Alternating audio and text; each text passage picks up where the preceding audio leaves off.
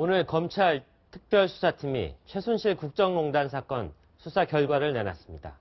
가장 쟁점이 되고 있는 세월호 7시간 의혹은 빠졌습니다. 정치부 심정숙 차장과 이야기 나눠보겠습니다. 어서 오세요. 네, 심 차장 어서 오세요. 68일 정도 걸린 것 같습니다. 네. 검찰이 드디어 수사 결과를 내놨는데 네. 뭐 여러 가지 혐의가 포함됐지만 네. 정작 7시간은 빠졌는데요. 어떤 연유가 있었습니까?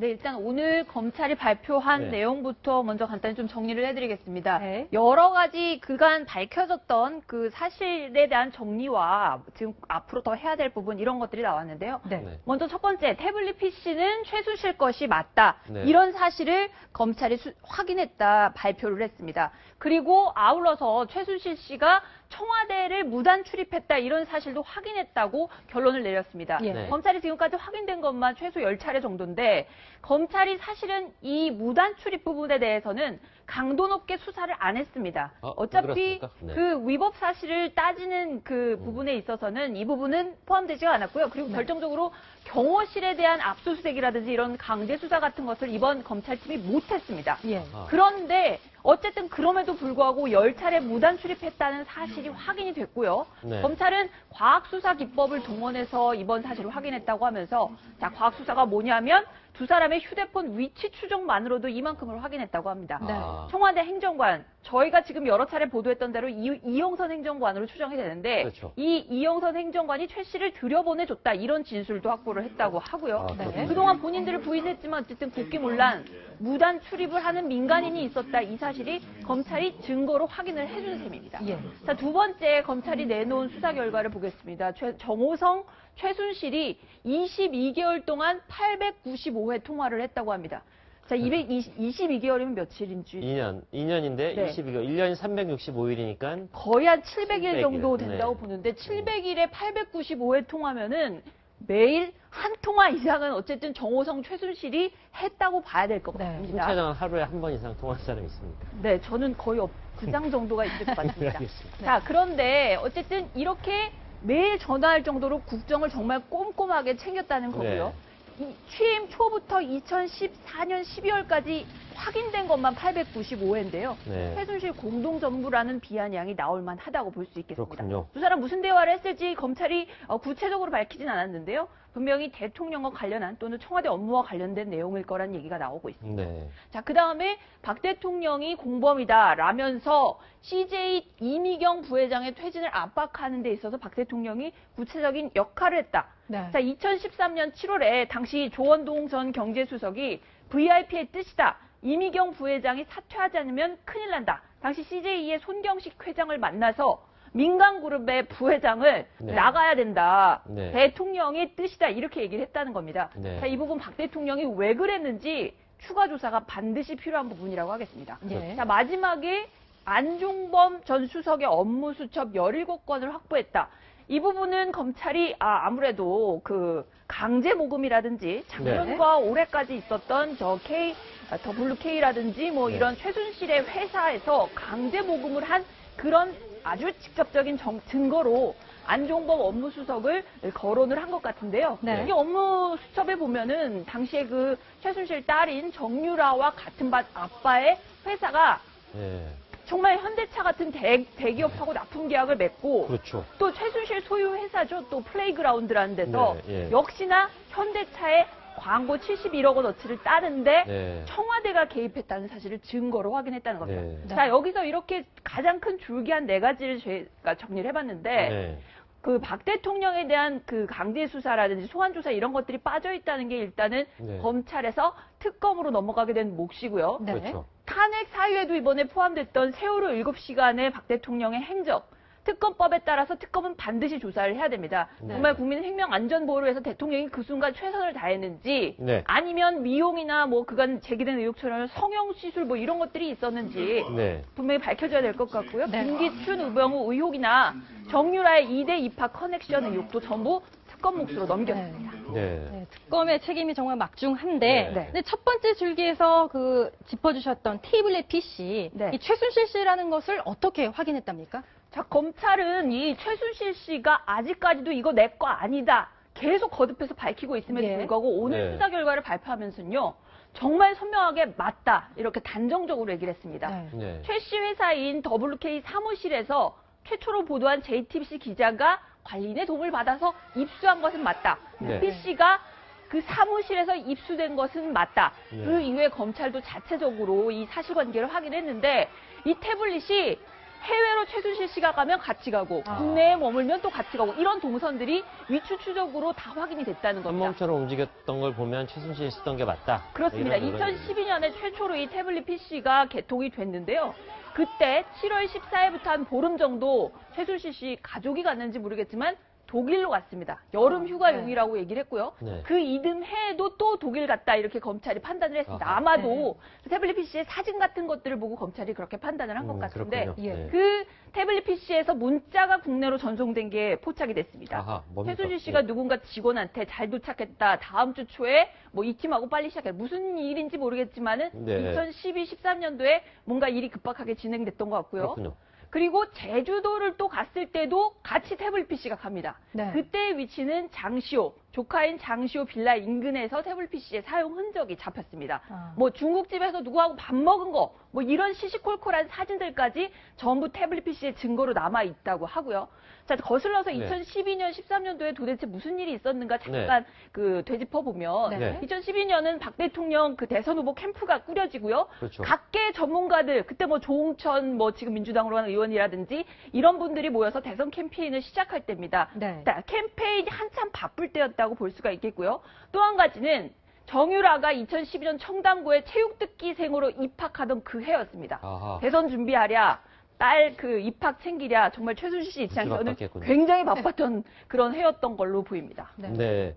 아까 얘기했지만 밝혀진 것만 해도 저 정도인데 아직 손도 못 댄 수사가 엄청나다고 하니 네. 특검이 할 일이 굉장히 많을 것 같습니다. 그렇습니다. 자, 저는 아까 다시 한번 그 통화 시간, 통화 횟수, 문자 횟수를 한번 짚어보고 싶은데요. 네. 자, 하루에 한 번 이상 통화를 하거나 그렇습니다. 문자를 날리고 했던 그런 얘기들 한번 자세하게 다시 한번 짚어주십시오. 자, 2014년 12월.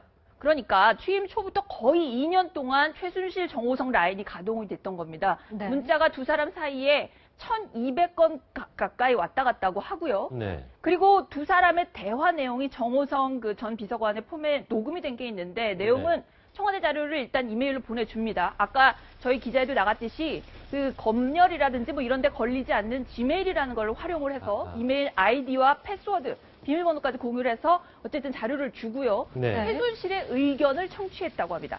다시 말해서 최순실이 정말 그 2년 기간 동안 정말 꼼꼼하게 국정을 챙겼다는 정말 기가 막힌 현실을 확인할 수밖에 꼼꼼하게 없고요. 국정을 챙겼다. 자, 이 부분에 대해서 청와대 고위 관계자가 저한테 그 직접 얘기를 해준 적이 있는데 네.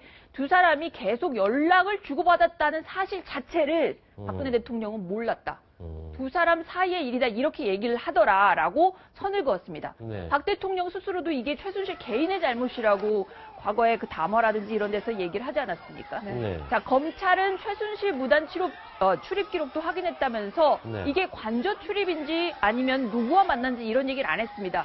10번 이상 출입을 했다면 대통령을 만난지 이런 부분들에 대해서는 앞으로 정말 경호실에서 이런 그 무단 출입 같은 것을 용인했다 그렇다면 반드시 강제 수사를 통해서 정확히 규명이 돼야 될 것이고요. 관련자들은 만약에 업무 허술한 부분이 있었으면 전원 사법 처리돼야 될 걸로 보입니다. 그렇죠. 네. 그러니까 두 사람이 연락 받은 것을 알았어도 문제고 몰랐어도 문제일 것 같은데 대통령 입장에서는. 근데 대통령이 마지막 인사를 하지 않았습니까? 네. 조대한 신임 민정수석 임명되자마자 설화에 올랐고 이 수석의 과거 이력도 지금 화제가 되고 있죠. 네, 그렇습니다. 제가 오늘 통화한 내용부터 먼저 좀 얘기를 해드릴게요. 아, 예. 직접 통화했군요. 네. 조대한 신임 수석하고 이제 오늘 임명 사흘째를 맞아서 한번 어떤 심경인지 통화를 했었는데요. 네. 20년 검사 생활을 했고 그 다음에 10여 년간 변호사 생활을 했는데 네. 나는 정말 정치와는 관계없이 살았다 이렇게 얘기를 했습니다. 네. 무척 강한 소신파로 느껴졌고요. 전임이었던 최재경 전 수석은 굉장히 온건파였거든요. 자기 주장이 굉장히 강한 신임 수석이었습니다. 자, 조 수석의 지인하고도 제가 통화를 해봤는데요. 있는데요. 이분 별명이 같이 과거에 일을 할 때 장비였다고 합니다. 아. 의리를 굉장히 아주 중시하는 사람이고요. 자기 주장도 분명하고 삼국지의 그 장비 얘기하는 맞습니다. 다혈질의 그 자기 장군 뜻을 얘기하는 별로 거예요. 안 굽히는 그런 성격이라고 합니다. 네. 그 박 대통령 인수위 때 법률가로 도와준 인연으로 이번에 발탁이 된 것 같다고 하고요. 자, 조수석 본인 말에 따르면 네. 왜 이 인사를 수용을 했는가? 자유민주주의의 수호에 최선을 다하기 위해서 이번 인사를 자기 네. 스스로 수용을 했다 이렇게 얘기를 했습니다. 네. 그리고 지금 이 국면에 대한 진단도 약간은 현실 인식이 어떤지 약간 의문이 드는 부분인데 대통령의 실수 때문이다. 그리고 대통령의 실수를 기화로 삼아서 현재 우리 사회의 자유민주 질서를 위협하는 세력이 있고 민정수석으로서 이것을 막기 위해서 이번 직을 수용을 했다 이런 얘기를 했습니다. 네. 지금 탄핵 사유로 들어가기까지 했는데 어쨌든 대통령의 실수다 이렇게 얘기를 하고 있는데요. 자, 그럼에도 불구하고 박 대통령 개인을 위한 변호 활동은 하지 않을 것이다. 그걸 네. 하러 내가 이 직에 들어온 건 아니다. 이렇게 선을 그었습니다. 네. 자, 박 대통령이 세월호 방패막이로 이 조수석을 임명했다. 이런 얘기를 야권이 지금 주장을 하고 있는데요. 네, 그렇게 주장하고 있죠. 이분의 과거 이력 때문입니다. 지금 저희가 표로 한번 준비를 해봤는데요. 세월호 특조위 2015년 3월부터 7월까지 한 4개월 넘게 활동을 했거든요. 네. 그동안 있으면서 이분이 부위원장이자 예산을 집행하는 사무총장을 했습니다. 근데 그렇게 하면서 4개월 동안 세월호 특조위 할 일이 없기 때문에 해체돼야 된다. 예산이나 인력 이렇게 많이 쓸 필요도 없다. 이런 얘기까지 했고요. 네. 세월호는이라고 지금 되어 있는데 세월호 특조위는입니다. 세월호 특조위는 기울어진 운동장이었으며 네. 전리품 잔치를 하는 곳이었다. 한마디로 그 특조위가 다수결로 표결해서 어떤 의사결정을 하는데 네. 특조위원들 중에 상당수가 이미 이분의 시각에서는 야권이나 좌파 쪽에 가까운 사람이었기 때문에 내가 아무리 얘기를 해봐야 소용이 없는 그런 사람이었다. 그런 취지의 얘기를 했고요. 이석태 위원장에 대해서 당시에 이제 그 정치적으로 너무 편향됐다 이러면서 나는 사퇴하겠다 하면서 7월에 그만뒀는데 예. 지금까지도 이석태 위원장에 대해서는 각을 세웠습니다. 이석태 위원장이 천안함 폭침에 대해서 네. 한미 정부의 그 뭔가 음모에 따른 것이다 이런 주장을 했었던 사람이다. 그리고 국가보안법 폐지 주장까지 했던 사람이다 이러면서 네. 정치적 편향성이 있는 인사라고 주장을 했고요. 네. 자, 이 4개월 남짓까지 하는 동안 굉장히 갈등을 많이 빚었는데 이번에도 임명된 지 지금 사흘밖에 안 됐는데 예. 벌써부터 야권에서는 빨리 자진 사퇴하는 게 마지막 충정을 다하는 길이다 이런 얘기까지 나오고 있습니다. 네, 박근혜 대통령이 1호 인사 때도 굉장히 시끌시끌했고 인사 내내 임기 내내 인사 때문에 골머리를 앓았는데 네. 마지막 인사까지 좀 구설수에 오르는 거 보니까 참 안타깝습니다. 네. 근데 본인 얘기는 나는 정치관이 안 한 사람이다 네. 이렇게 얘기했는데 정치를 좋아하고 정치에 참여하고 싶다는 그런 증거가 나왔다죠? 그렇게 외부인들은 봤던 네. 것 같습니다. 전임자인 고 김영한 그 민정수석 업무 일지에 이분 이름이 등장을 합니다. 2014년 11월 28일치인데요. 저희가 화면을 지금 준비를 해봤는데요.